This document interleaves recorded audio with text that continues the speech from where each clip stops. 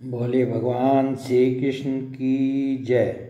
गुरु नारायण भगवान की जय।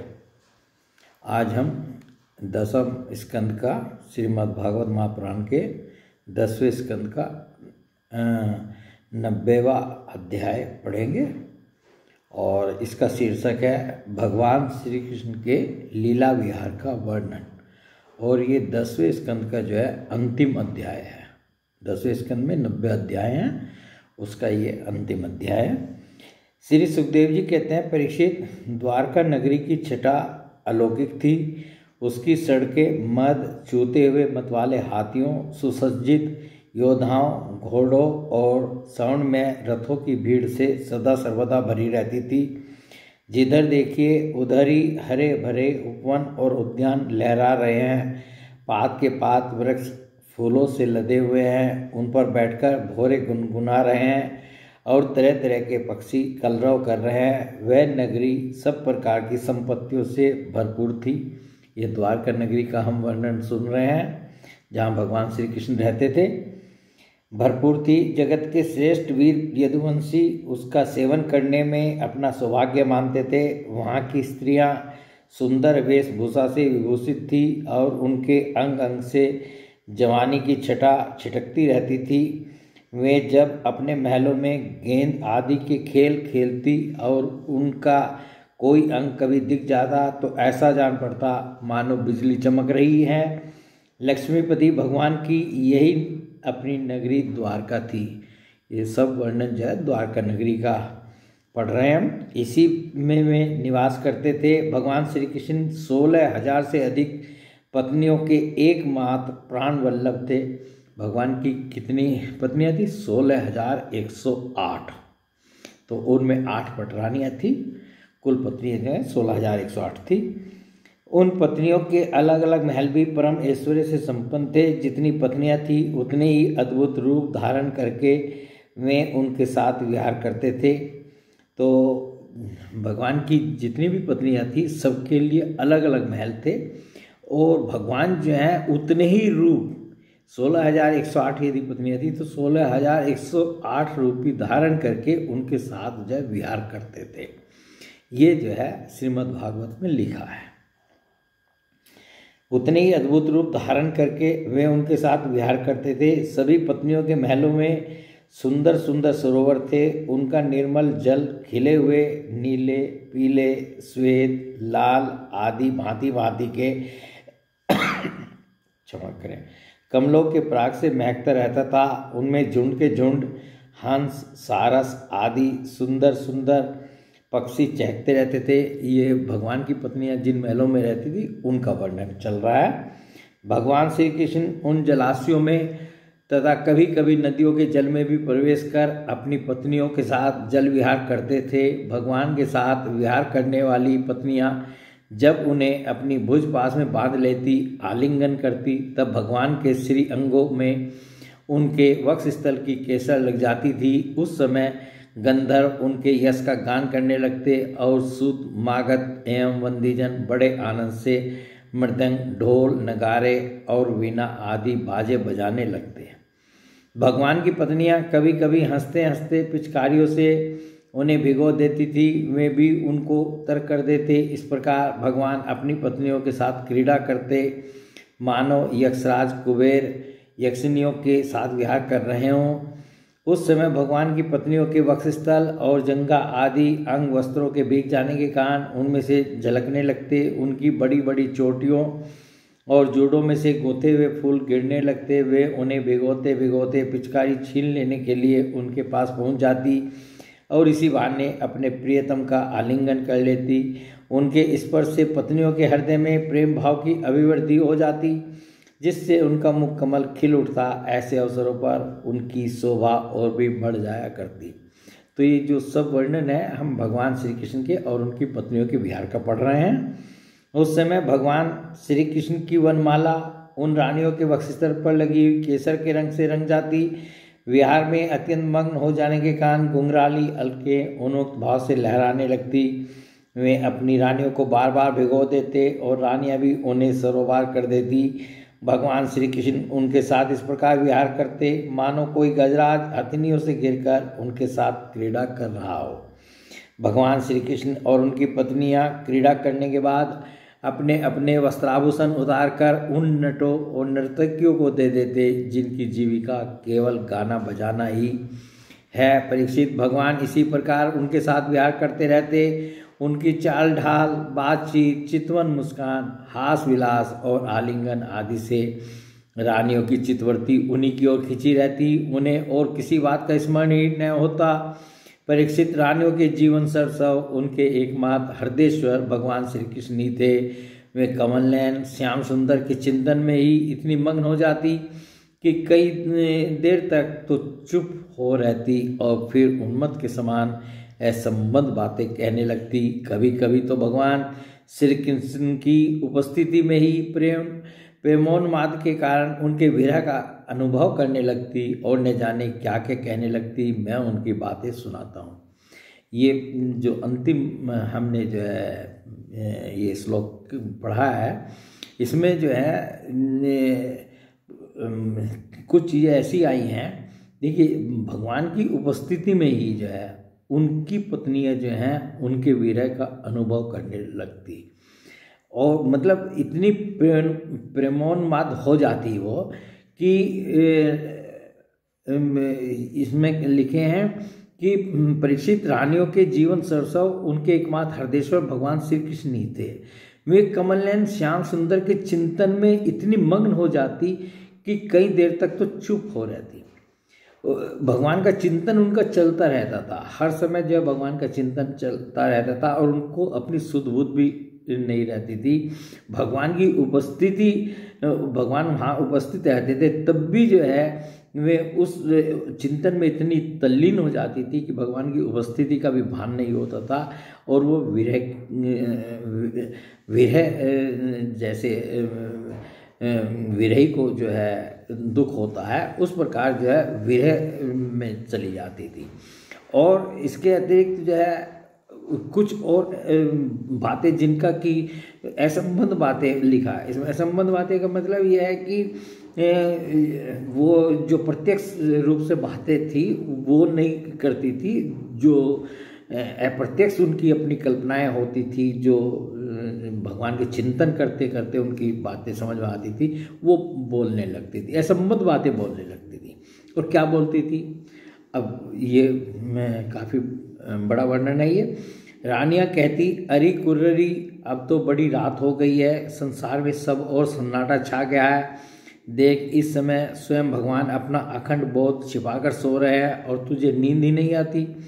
तू इस तरह रात रात भर जगकर विलाप क्यों कर रही है सखी? कहीं कमल नयन भगवान के मधुर हास्य और लीला भरी उदार स्वीकृति सूचक चितवन से तेरा हृदय भी हमारी ही तरह बिन तो नहीं गया है। तो कुर्ररी पक्षी को संबोधित करते हुए जो है, कुर्ररी पक्षी कोई वहाँ थोड़ी थी, परंतु भगवान के चिंतन में जो है वो कुर्ररी पक्षी को संबोधित करते हुए ये बात कह रही हैं। अब आगे और किसको कह रही हैं? अरे चकवी, तूने रात के समय अपने नेत्र क्यों बंद कर लिए हैं? क्या तेरे पतिदेव कहीं विदेश चले गए हैं कि तू इस प्रकार करुण स्वर से पुकार रही है? हाय हाय, तब तो तू बड़ी दुखिनी है, परंतु हो न हो तेरे हृदय में भी हमारे समान भगवान की दासी होने का भाव जग गया है। क्या अब तू उनके चरणों पर चढ़ाई हुई पुष्पों की माला अपनी चोटियों में धारण करना चाहती है? अब चकवी को भी उन्होंने सम्मत दिया। अब जो है नंबर आता है समुद्र का। अहो समुद्र, तुम निरंतर गरजते ही रहते हो, तुम्हें नींद नहीं आती क्या? जान पड़ता है तुम्हें सदा जागते रहने का रोग लग गया है, परंतु नहीं नहीं, हम समझ गई, हमारे प्यारे श्याम सुंदर ने तुम्हारे धैर्य, गांभीर्य आदि स्वाभाविक गुण छीन लिए हैं। क्या इसी से तुम हमारे समान ऐसी व्याधि के शिकार हो गए हो जिसकी कोई दवा नहीं है? तो ये सब भगवान का चिंतन चलते चलते ही जो है, भगवान के चिंतन में ही जो है वो इस तरह की बातें जो है सोचती करते और कहने लगती थी। चंद्रदेव, तुम्हें बहुत बड़ा रोग राजयक्ष्मा हो गया है, इसी से तुम इतने छिन्न हो रहे हो। अरे राम राम, अब तुम अपनी किरणों से अंधेरा भी नहीं हटा सकते क्या? हमारी भांति हमारे प्यारे श्याम सुंदर की मीठी मीठी रहस्य की बातें भूल जाने के कारण तुम्हारी बोलती बंद हो गई है? क्या उसी की चिंता से तुम मौन हो रहे हो? अब ये चंद्रदेव का नंबर आया था। अब मल्यानिल, हमने तेरा क्या बिगाड़ा है जो तू हमारे हृदय में काम का संचार कर रहा है? अरे तू नहीं जानता क्या? भगवान की तिरछी चितवन से हमारा हृदय तो पहले से ही घायल हो गया है। श्रीमन मेघ को संबोधित करके कह रही है, तुम्हारे शरीर का सौंदर्य तो हमारे प्रियतम जैसा ही है। अवश्य ही तुम यदुवंश शिरोमणि भगवान के परम प्यारे हो, तभी तो तुम हमारी भांति प्रेम पास में बंध कर उनका ध्यान कर रहे हो। देखो देखो, तुम्हारा हृदय चिंता से भर रहा है। तुम उनके लिए अत्यंत उत्कंठित हो रहे हो, तभी तो बार बार उनकी याद करके हमारी भांति आंसू की धारा बहा रहे हो। श्यामघन, सचमुच घनश्याम से नाता जोड़ना घर बैठे पीड़ा मोल लेना है। और साथ ही जो है एक ये वाक्य जो है हम सब जगत के प्राणियों के लिए भी कह दिया कि सचमुच घनश्याम से नाता जोड़ना घर बैठे पीड़ा मोल लेना ही है। तो भगवान श्री कृष्ण से नाता जोड़ने में जो है जो कष्ट होता है, तो फिर तो आदमी को बेचैनी हो जाती है ना कि भगवान का सानिध्य है और जब भगवान कब दिखाई दें कि कहाँ हैं, और हर समय जो व्याकुलता और बेचैनी जो होने लगती है, तो उसी को ये कह रही हैं कि घनश्याम से नाता जोड़ना घर बैठे पीड़ा मोल लेना है। री कोयल, तेरा गला बड़ा ही सुरीला है। मीठी बोली बोलने वाले हमारे प्राण प्यारे के समान ही मधुर स्वर से तू बोलती है। सचमुच तेरी बोली में सुधा घोली हुई है, जो प्यारे के विरह में मरे हुए प्रेमियों को जिलाने वाली है। तू ही बता, इस समय हम तेरा क्या प्रिय करें? ये कोयल को संबोधित करके कहती है। अब पर्वत को संबोधित करके क्या कहती थी? प्रिय पर्वत, तुम तो बड़े उदार विचार के हो। तुमने पृथ्वी को धारण भी कर रखा है, न तुम हिलते डोलते हो और न कुछ कहते सुनते हो। जान पड़ता है कि किसी बड़ी बात की चिंता में मग्न हो रहे हो। ठीक है, हम समझ गई। तुम हमारी भांति चाहते हो कि अपने स्तनों के समान बहुत से शिखरों पर मैं भी भगवान श्याम सुंदर के चरण कमल धारण करूं। तुम्हारी भी इच्छा है पर्वत कि तुम भगवान के चरण कमलों को धारण करो। समुद्र पत्नी नदियों, अब नदियों को संबोधित करके कह रहे हैं, यह ग्रीष्म ऋतु है, तुम्हारे कुंड सूख गए हैं। अब तुम्हारे अंदर खिले हुए कमलों का सौंदर्य नहीं दिखता। तुम बहुत दुबली पतली हो गई हो। जान पड़ता है जैसे हम अपने प्रियतम श्याम सुंदर की प्रेम भरी चितवन न पाकर अपना हृदय खो बैठी हैं और अत्यंत दुबली पतली हो गई हैं, वैसे ही तुम भी मेघों के द्वारा अपने प्रियतम समुद्र का जल न पाकर ऐसी दीनहीन हो गई हो। अब हंस को कह रही हैं, हंस आओ आओ, भले आए, स्वागत है, आसन पर बैठो, लो दूध पियो। प्रिय हंस, श्याम सुंदर की कोई बात तो सुनाओ। हम समझती हैं कि तुम उनके दूत हो, कि किसी के वश में न होने वाले श्याम सुंदर सकुशल तो है न? अरे भाई, उनकी मित्रता तो बड़ी अस्थिर है, क्षण भंगुर है। एक बात तो बताओ, उन्होंने हमसे कहा था कि तुम ही हमारी परम प्रियतमा हो, क्या अब उन्हें यह बात याद है? जाओ जाओ, हम तुम्हारी अनुनय विनय नहीं सुनती। जब वे हमारी परवाह नहीं करते तो हम उनके पीछे क्यों मरे? क्षुद्र के दूत, हम उनके पास नहीं जाती। क्या कहा? वे हमारी इच्छा पूर्ण करने के लिए आना चाहते हैं। अच्छा, अब उन्हें तो यहाँ बुला लाना, हमसे बात कराना, परंतु कहीं लक्ष्मी को साथ न ले आना। तब क्या वे लक्ष्मी को छोड़कर यहाँ नहीं आना चाहते? यह कैसी बात है? क्या स्त्रियों में लक्ष्मी ही एक ऐसी है जिनका भगवान से अनन्य प्रेम है? क्या हमसे कोई एक भी वैसी नहीं है? तो ये भगवान की जो पत्नियां जो हैं, ये जो कल्पना करके और जो ये संबोधन जो है कभी पर्वत को कभी नदियों को, ये उनके प्रेम का जो भाव भगवान के प्रति था उसको प्रकट कर रही हैं। और इसी तरह का वर्णन जो है हमने जो है गोपियों को भी जब भाव होता था भगवान के वो विरह का जो वर्णन हमने सुना था, और उसमें भ्रमर गीत भी आया था जब भगवान जो है अंतर्ध्यान होकर के जो है रात्रि के समय रासलीला से पहले जो है जब भगवान अंतर्ध्यान हो गए थे, वो वन में ढूंढती फिरी थी भगवान को, और उनके विरह में जो है इसी तरह का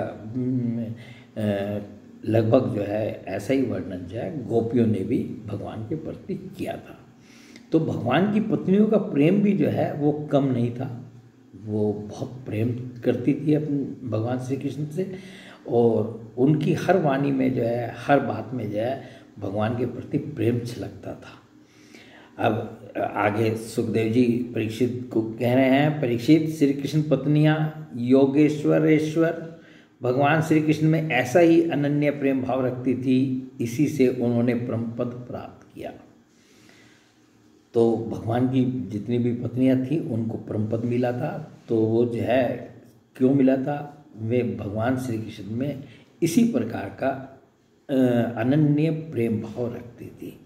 भगवान श्री कृष्ण की लीलाएं अनेकों प्रकार से अनेकों गीतों द्वारा गान की गई हैं। वे इतनी मधुर, इतनी मनोहर हैं कि उनके सुनने मात्र से स्त्रियों का मन बलात् उनकी ओर खींच जाता है। फिर जो स्त्रियां उन्हें अपने नेत्रों से देखती थी, उनके संबंध में तो कहना ही क्या है। जिन बड़भागिनी स्त्रियों ने जगत गुरु भगवान श्री कृष्ण को अपना पति मानकर परम प्रेम से उनके चरण कमलों को सहलाया, उन्हें नहलाया धुलाया, खिलाया पिलाया, तरह तरह से उनकी सेवा की, उनकी तपस्या का वर्णन तो भला किया ही कैसे जा सकता है। तो सुखदेव जी जो है परीक्षित जी को समझा रहे हैं कि देखो भगवान की जो पत्नियां थी, तो इन्होंने जो तपस्या की होगी, जिसके कारण जो है इनको भगवान की इतनी सेवा करने का मौका मिला, अवसर मिला कि भगवान को जो है उन्होंने बड़े प्रेम से अपना पति मानकर जो है उनके चरण कमलों को सहलाया, नहलाया धुलाया, खिलाया पिलाया, तरह तरह से उनकी सेवा की। तो उनकी तपस्या का वर्णन तो भला किया ही कैसे जा सकता है। तो सब तपस्विनी थी एक तरह से भगवान की जितनी भी पत्नियां हैं, जिन्होंने भगवान को पति के रूप में प्राप्त किया था। परीक्षित, भगवान श्री कृष्ण सत्पुरुषों के एकमात्र आश्रय हैं। उन्होंने वेदोक्त धर्म का बार बार आचरण करके लोगों को यह बात दिखला दी कि घर ही धर्म अर्थ और काम साधन का स्थान है। तो जो बहुत से जगत के प्राणी जो है, हम लोगों में जो हैं, जो घर गृहस्थी को बहुत खराब चीज़ समझते हैं कि घर गृहस्थी में रहते हुए कुछ नहीं हो सकता, तो जो है उनके लिए जो है ये भगवान ने जो है अपना जो उदाहरण दिया दूसरों को, अपना जो ये विहार का जो वर्णन है ये उन्हीं लोगों के लिए है कि वो ऐसा ना समझें। और ये गृहस्थ को जो है क्या क्या हो सकता है, धर्म अर्थ और काम साधन का स्थान है। ये गृहस्थी जो है ये इनका स्थान है। इसलिए वे गृहस्थोचित श्रेष्ठ धर्म का आश्रय लेकर व्यवहार कर रहे थे। परीक्षित, मैं तुमसे कह ही चुका हूँ कि उनकी रानियों की संख्या थी 16,108। उन श्रेष्ठ स्त्रियों में से रुक्मणी आदि 8 पटरानियों और उनके पुत्रों का तो मैं पहले ही क्रम से वर्णन कर चुका हूँ। उनके अतिरिक्त भगवान श्री कृष्ण की और जितनी पत्नियां थीं, उनमें से भी प्रत्येक के 10-10 पुत्र उत्पन्न किए। यह कोई आश्चर्य की बात नहीं है, क्योंकि भगवान सर्वशक्तिमान और सत्य संकल्प हैं। भगवान के परम पराक्रमी पुत्रों में 18 तो मारती थे, भगवान की पटरानियाँ थी और सबके 10-10 पुत्र हुए थे, उसका वर्णन हम पहले पढ़ चुके हैं।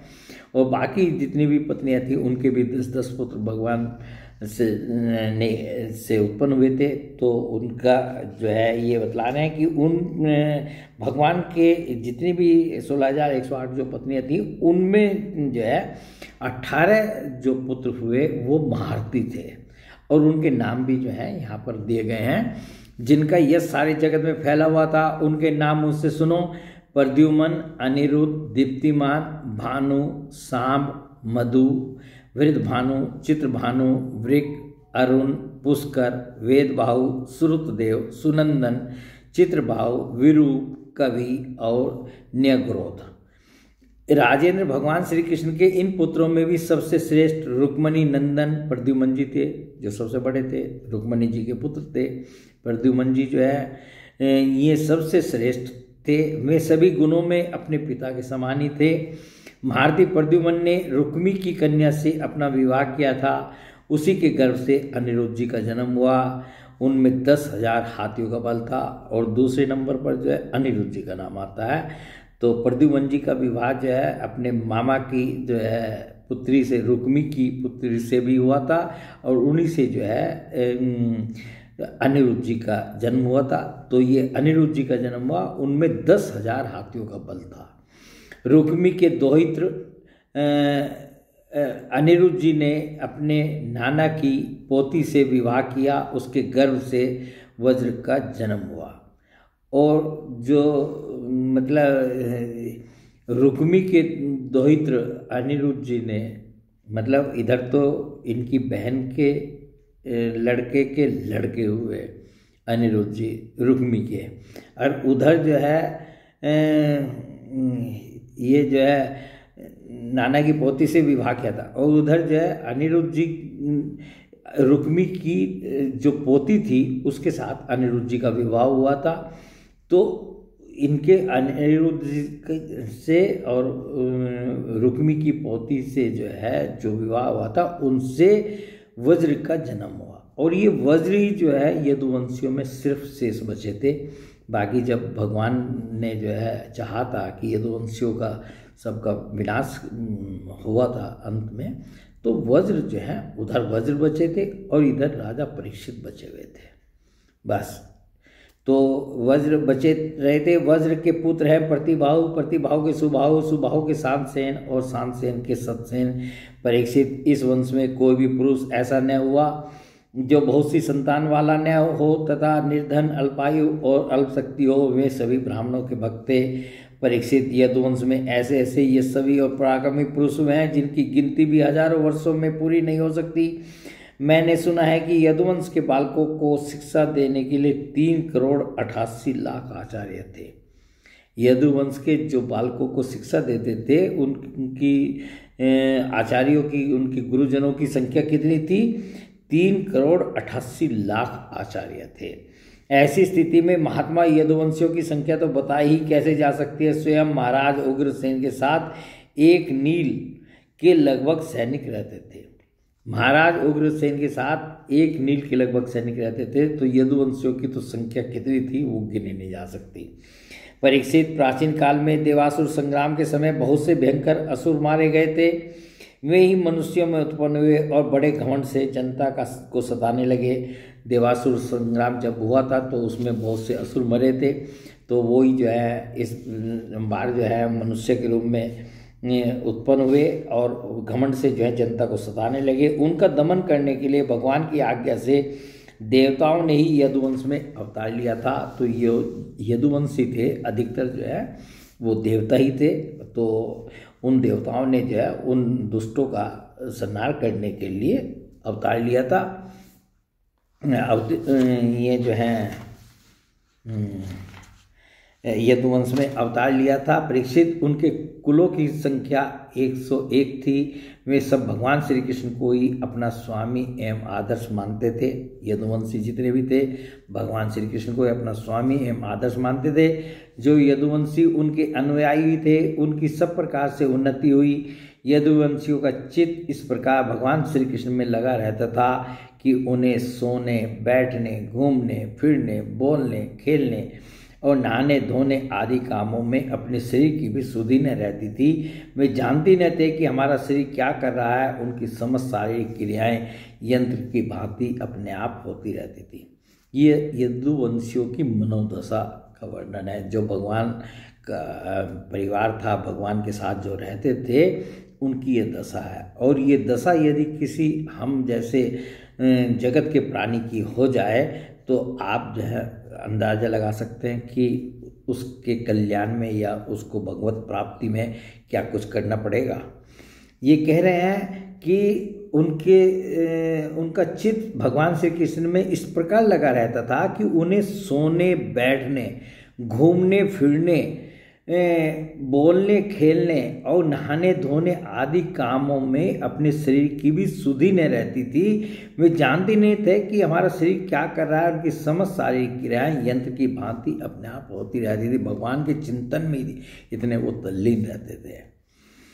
परीक्षित, भगवान का चरण धोवन गंगा जी अवश्य समस्त तीर्थों में महान एवं पवित्र है, परंतु जब स्वयं परम तीर्थ स्वरूप भगवान ने ही यदुवंश में अवतार ग्रहण किया, तब तो गंगा जल की महिमा अपने आप ही उनके सुयस तीर्थ की अपेक्षा कम हो गई। गंगा जी क्या है? भगवान का चरण धोवन है। तो वही जो है बतला रहे हैं कि जब भगवान ने जन्म लिया तो गंगा जी की महिमा जो है स्वयं घट गई। भगवान के स्वरूप की यह कितनी बड़ी महिमा है कि उनसे प्रेम करने वाले भक्त और द्वेष करने वाले शत्रु दोनों ही उनके स्वरूप को प्राप्त हुए। जिन्होंने भगवान से द्वेष भी किया, जैसे शिशुपाल, दंतवक्त्र आदि, तो और जो भगवान से प्रेम करते हैं उनकी तो संख्या बहुत है। तो उन दोनों का ही भगवान ने कल्याण किया समभाव से, यानी कि ये द्वेष करता है या ईर्ष्या करता है या हमारे से दुश्मनी रखता है तो भगवान ने उसका कुछ बिगाड़ा हो? कुछ नहीं। दोनों को प्रेम करने वाले और द्वेष करने वाले शत्रु दोनों को ही उनके स्वरूप को प्राप्त हुए। जिस लक्ष्मी को प्राप्त करने के लिए बड़े बड़े देवता यत्न करते रहते हैं, वही भगवान की सेवा में नित्य निरंतर लगी रहती हैं। लक्ष्मी जी जो है हमेशा जो है और सब को जो है लक्ष्मी जी की चाह रहती है। बड़े बड़े देवताओं को भी लक्ष्मी जी की चाह रहती है। तो वही जो है भगवान की सेवा में नित्य निरंतर लगी रहती है। जहाँ भगवान श्री कृष्ण हैं तो वहाँ लक्ष्मी जी स्वयं उपस्थित रहती हैं, क्योंकि उनको सेवा करनी है, लगी रहती है। भगवान का नाम एक बार सुनने अथवा उच्चारण करने से ही सारे अमंगलों को नष्ट कर देता है। और भगवान का नाम कैसा है, कितना पवित्र है, कितना कल्याणकारी है कि एक बार उच्चारण करने से ही सारे अमंगलों को नष्ट कर देता है। ऋषियों के वंशजों में जितने भी धर्म प्रचलित हैं, सबके संस्थापक भगवान श्री कृष्ण ही हैं। वे अपने हाथ में काल स्वरूप चक्र लिए रहते हैं और काल जो है वो भगवान का एक प्रकार से चक्र है। वो काल स्वरूप चक्र जो है उनके हाथ में है, लिए रहते हैं। परीक्षित, ऐसी स्थिति में पृथ्वी का भार उतार देते हैं, यह कौन बड़ी बात है? तो भगवान के लिए पृथ्वी का भार उतारना कोई बड़ी बात नहीं है। भगवान श्री कृष्ण ही समस्त जीवों के आश्रय स्थान है। यद्यपि वे सदा सर्वदा सर्वत्र उपस्थित ही रहते हैं, फिर भी कहने के लिए उन्होंने देवकी जी के गर्भ से जन्म लिया है। देखिए यहाँ ये जो है भगवान श्री कृष्ण के बारे में कहा गया है कि ये सदा सर्वदा और सर्वत्र उपस्थित रहते हैं। सदा सर्वदा, सदा का मतलब यदि हम इस समय भी बैठे हैं, पढ़ रहे हैं, सुन रहे हैं, तो भगवान इस समय भी मौजूद हैं और सर्वत्र हर जगह। तो यहाँ पर भी जो है वो उपस्थित हैं। तो भगवान जो है, और यही भगवान का जो है सबसे बड़ा जो है गुण जो है, चाहे वो निर्गुण हो चाहे सगुण हो, ये इसको कोई नहीं झुठला सकता। हर इसको सत्य मानता है कि भगवान सर्वदा और सर्वत्र है, कि हर समय है और हर जगह है। तो जो है ऐसे भगवान ने जो है देवकी जी के गर्भ से जन्म लिया है। यदुवंशी वीर पार्षदों के रूप में उनकी सेवा करते रहते हैं। उन्होंने अपने भुजबल से अधर्म का अंत कर दिया है। परीक्षित, भगवान स्वभाव से ही चराचर जगत का दुख मिटाते रहते हैं। उनका मंद मंद मुस्कान से युक्त सुंदर मुखारविंद ब्रजवासियों और पूर्व स्त्रियों के हृदय में प्रेम भाव का संचार करता रहता है। वास्तव में सारे जगत पर वही विजयी है। उन्हीं की जय हो, उन्हीं की जय हो। भगवान श्री कृष्ण की जय हो, जय हो, जय हो। परीक्षित, प्रकृति से अतीत परमात्मा ने अपने द्वारा स्थापित धर्म मर्यादा की रक्षा के लिए दिव्य लीला शरीर ग्रहण किया और उसके अनुरूप अनेकों अद्भुत चरित्रों का अभिनय किया। क्योंकि ये अब जो है अध्याय समाप्त हो रहा है, 10वां स्कंद समाप्त हो रहा है, तो इसलिए सुखदेव जी जो है परीक्षित जी को जो है जो भी भगवान के बारे में जो है जो बता सकते हैं वो बतला रहे हैं कि अतीत में प्रकृति से अतीत परमात्मा ने अपने द्वारा स्थापित धर्म मर्यादा की रक्षा के लिए दिव्य लीला शरीर ग्रहण किया और उसके अनुरूप अनेक अद्भुत चरित्रों का अभिनय किया। उनका एक एक कर्म स्मरण करने वालों के कर्म बंधनों को काट डालने वाला है। जो भी भगवान ने लीला की है, जो भी कर्म किए हैं, वो जो है उनके कर्मों का जो स्मरण करता है उसके कर्म बंधन जो कट जाते हैं। जो यदुवंशी शिरोमणि भगवान श्री कृष्ण के चरण कमलों की सेवा का अधिकार प्राप्त करना चाहें, उसे उनकी लीलाओं का ही श्रवण करना चाहिए। और जो भी चाहता है कि भगवान के चरण कमलों की सेवा का मुझे अवसर मिले, तो उसे जो है क्या करना चाहिए, उसे उनकी लीलाओं का ही श्रवण करना चाहिए, सुनना चाहिए। उनकी लीलाओं को सुनते रहें। परीक्षित, जब मनुष्य प्रतिक्षण भगवान श्री कृष्ण की मनोहारिणी लीला कथाओं का अधिकाधिक श्रवण, कीर्तन और चिंतन करने लगता है, तब उसकी यही भक्ति उसे भगवान के परम धाम में पहुंचा देती है। तो ये हम सब के लिए भी लागू है कि ये जो परीक्षित जी को जो है सुखदेव जी सुना रहे हैं, बता रहे हैं, समझा रहे हैं कि परीक्षित जो है जो जब मनुष्य प्रतिक्षण भगवान श्री कृष्ण की मनोहारिणी लीला कथाओं को, जो मन को हर लेने वाली लीला कथाएं हैं, उनका अधिक से अधिक श्रवण, सुनना, कीर्तन करना और चिंतन करने लगता है, तब उसकी यही भक्ति, सिर्फ इतने करने से जो भक्ति है, ये उसकी भगवान की लीलाओं का श्रवण करना, कीर्तन करना और चिंतन करना, तो ये उसे भगवान के परम धाम में पहुंचा देती है। यद्यपि काल की गति के परे पहुंच जाना बहुत ही कठिन है, परंतु भगवान के धाम में काल की दाल नहीं गलती, वह वहां तक पहुंच ही नहीं पाता। उसी धाम की प्राप्ति के लिए अनेक सम्राटों ने अपना राजपाट छोड़कर तपस्या करने के उद्देश्य से जंगल की यात्रा की है। इसलिए मनुष्य को उनकी लीला कथा का ही श्रवण करना चाहिए। और अंतिम वाक्य जो है इस अध्याय का यह है कि इसलिए मनुष्य को उनकी लीला कथा का ही श्रवण करना चाहिए। और दसम स्कंद जो है भगवान श्री कृष्ण की केवल लीला कथाओं का ही वर्णन है इस 10वें स्कंद में, जिसको कि आज जो है ये पूर्ण हो गया है। और जो है ये 10वें स्कंद का, और मतलब आज जो है कल से हम जो है कोई दूसरा प्रसंग लेंगे। 10वें स्कंद का हमने लगभग जन्माष्टमी से शुरू किया था और आज ये पूर्ण हो गया। बोलिए भगवान श्री कृष्ण की जय, गुरु नानक भगवान की जय।